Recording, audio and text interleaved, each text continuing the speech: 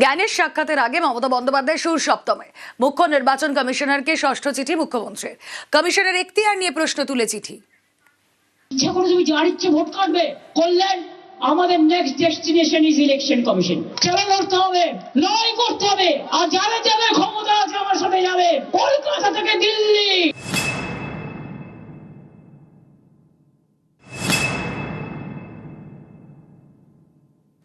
সোমবার দিল্লিতে নির্বাচন কমিশনের দফতরে যাবেন মমতা বন্দ্যোপাধ্যায়। তার আগে শনিবার ফের মুখ্য নির্বাচন কমিশনার জ্ঞানেশ কুমারকে চিঠি দিলেন তিনি। এর আগে 5 বার চিঠি দিয়েছেন। ষষ্ঠ চিঠিতে কমিশনের এখতিয়ার নিয়ে প্রশ্ন তুললেন বাংলার মুখ্যমন্ত্রী।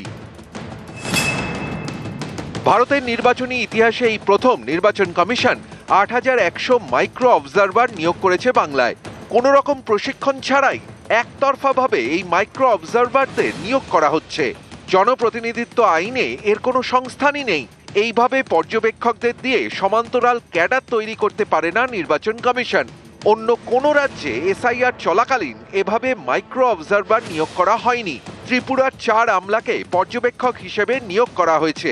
শোনা যাচ্ছে কিছু পর্যবেক্ষক বেআইনিভাবে নির্বাচন কমিশনের পোর্টাল নিয়ন্ত্রণ করছেন। উদ্দেশ্য প্রণোদিতভাবে তারা তথ্যে গড়মিল করার চেষ্টা করছেন। বৈধ ভোটারদের নাম বাদ দেওয়ার জন্য পিছন থেকে কলকাঠি নাড়া হচ্ছে।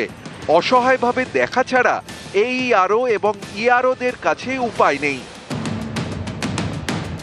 এসআইআর এর ক্ষেত্রে বাকি রাজ্যের সঙ্গে বাংলার নিয়মে বেশ কিছু অমিল রয়েছে বলেও চিঠিতে অভিযোগ করেছেন মমতা বন্দ্যোপাধ্যায়। তার দাবি, যুক্তিগ্রাহ্য তথ্যে বিভ্রাটের তালিকা এবং শুনানিতে ডাকার ধরন অন্যান্য রাজ্যের থেকে বাংলায় আলাদা।